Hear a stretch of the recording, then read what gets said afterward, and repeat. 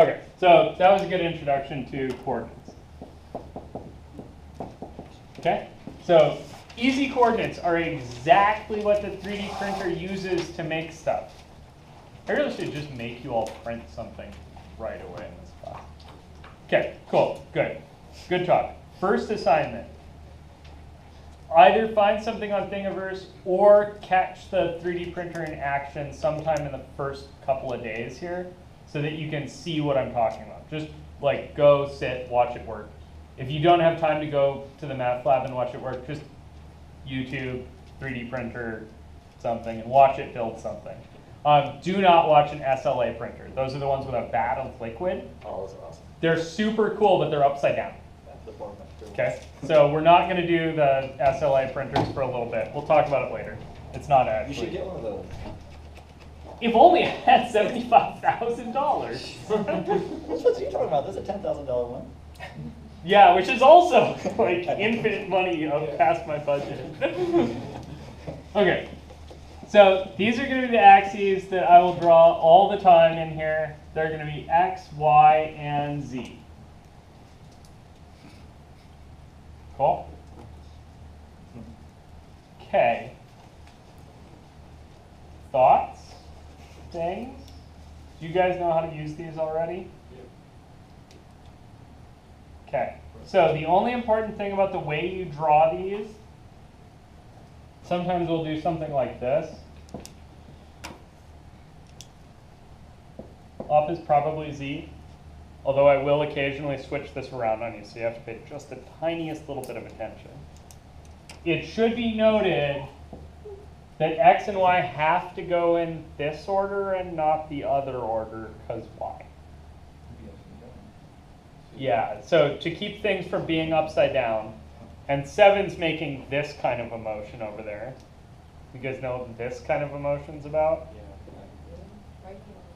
Yeah, this is a right-hand rule thing, and that goes all the way to, like, electromagnetism or some BS. So there's no particular reason this has to be this way, except that we want it to be this way for electromagnetism. So if we don't do it this way in math class, it'll be upside down in your brain, and I don't want to do that to you. You guys cool with that? So we could just as easily formulate this thing with the Y here and the X there, but it would be upside down from all the rest of your engineering classes, so we're just not going to do that. So make sure that your stuff obeys the right-hand rule. So just as a rule of thumb, so Y is always 45 degrees or 90 degrees counterclockwise of X, or just? If an X to So if you sweep your fingers on your right hand, from the positive X to the positive Y, your thumb will point in the Z. Okay. Yeah, and that's exactly counterclockwise from X to Y is looking down the positive Z. Okay. Does that make sense? Oh, looking down. Okay, that's. Because if you look at it from the other side, it's clockwise. Okay. You guys cool with that? So be a little careful which side of the board your brain is sitting on. Okay. Basically. Cool? And I will occasionally do things where I will sometimes do this kind of an action where I'll do like, oh, this is the X and that's the Y, and then where's the Z? Going straight at you. Yeah, pointing out at you. You guys cool with that? If I did Y and X, where's the Z? It's in there. Pointing into the page. Cool? Everybody good with this? All right. So just so we're all on the same page, that's the right-hand rule. It has nothing to do with a good mathematical reason except that we all want to be on the same page. Yeah. Cool? All right. So this is the usual pointness. Let's see. So I'm going to put a point here, and I'm going to say that that point is some distance over, some distance back, and some kind of distance up. You all good with that? I'm going to call this a point what? I don't know. Maybe we'll call that distance A, that distance B, and that distance C. So what are the coordinates of this point? ABC. ABC. Good. Cool. Easy, right? Okay. Just make sure they go X, Y, Z, right? Okay, what's the difference between this and a vector? You guys know vectors at all? Yeah. How many of you remember vectors? That was fine. Okay, cool. We're going to talk more about vectors later, but for right now, I just want to warn you that your book uses the exact same notation for points and vectors. Okay? If you watch the old Calc 3 videos, you will see me complaining to no end. In fact, you will see the first time this happens that I get into an argument with one of these two about the book. Like, no, it would never do that. The book is very reasonable. And they're like, yeah, but it does. Cool? So they use this same notation for a vector that starts at the origin and ends there. If those words made no sense, don't sweat it. We'll talk vectors later. Cool? If those words do make sense, just be careful they don't use pointy brackets or anything. They use the exact same notation. Oh. Oh, okay. Cool? We're going to use the vector x then, right? Yeah. So I'm going to think about this. Oh, you guys haven't seen my thinking notation. So this is just a thought bubble, right? Just like a comic strip. So I'm thinking about this as a point P. I'm going to think about the vector thing as P with a hat over it. Oh, yeah, vectors, yep. You guys all cool with that? So that's how I'm going to distinguish. On exams, these will be written in bold without the little hats. But I can't bold things on the board, so you get that. Cool? You can't put a hat on things in an exam. That's why you do that. Well, I can actually, but I just choose It not just to. takes forever. Oh, okay. No, it can take forever. I'm just lazy. Mostly, I want you to be used to the idea of checking for whether something's bold or not, Okay. because most books do bolding, not hats.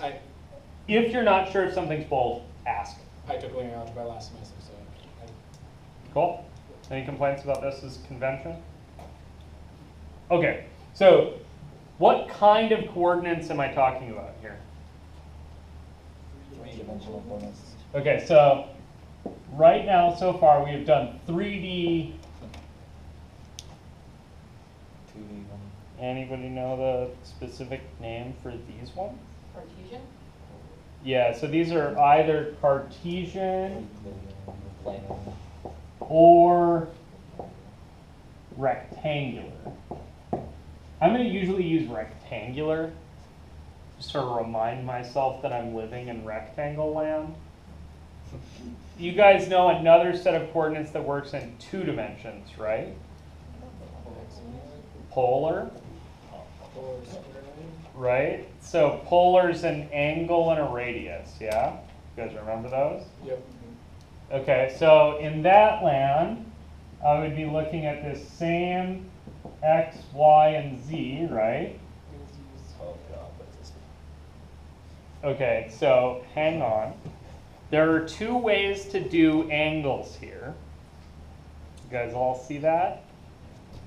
So we're going to need to wrap our heads around 2 different sets of coordinates. And right now, all I'm doing is warning you that these exist for later. Okay? So if we did polar in the x, y, and then a height in the z, that would be cylindrical. So that would be a theta here, a radius there. That would give me a point out here, right? And then I follow that up to someplace, and that's a z. So that's a theta r and z coordinate, or an r theta z coordinate. That's cool, huh? And that point would be listed r theta z. You do another angle? Yeah, or we could do yet another thing where we did like an angle off the x and an angle off the z and then a radius out from In my there. head, I'm imagining like going out to some radius sphere, going wherever along the outside of the sphere, and Yep. then going up or down an angle on the sphere wherever you want. Yeah. So that's roughly, sorry, this is cylindrical. Okay. Cool. And again, I'm just warning you about these for later. I'm not expecting you to start working with these today. And then the third one is spherical. Oops. Spherical.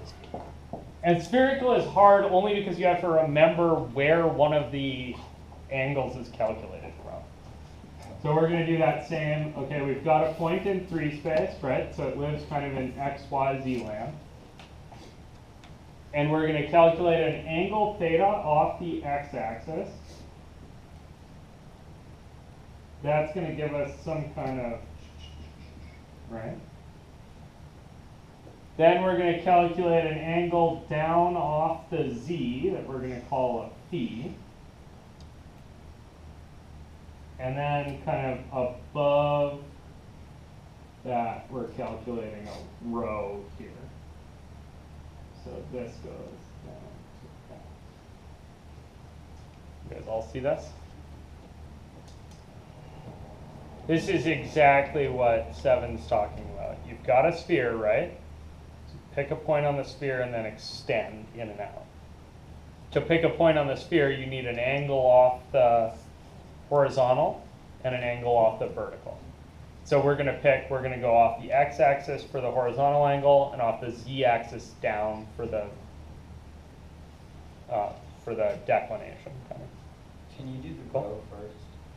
Yeah, so when you're listing these, you do rho, theta, phi.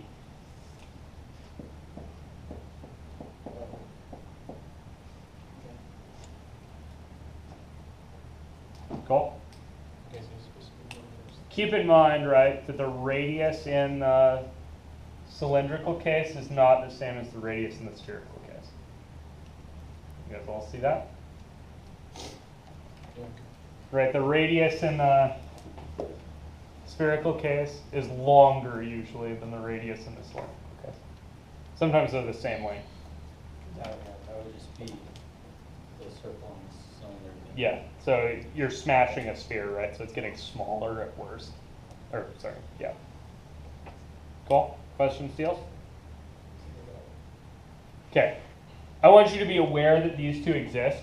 For right now, we're just going to do this guy, just to wrap our heads around functions for a second. And then we'll add those two on later. I like you to be aware of those now so that you can think about how this would look in other ways. Cool? Good? Any questions about coordinates to start with? Okay, just make sure you get them in the right order, right? And that you know what system you're operating in, because we're not going to distinguish between polar points, cylindrical, and spherical points. Right? So you need to know which one. See, they all have the same notation. That's nice. Sorry, is the way it is. Cool? Issues, compliance? Use what's easier. Yeah, usually we're not going to do points. We're going to talk about functions or surfaces. And then some surfaces will be easier in certain coordinate sets, and so you'll want to transition to those. That transition's a little hard, which is why I want you to have these in your head now, so we're not also trying to hold this in our head when we're doing the transition. Did you have a question? Oh yeah, so you said the first one was polar?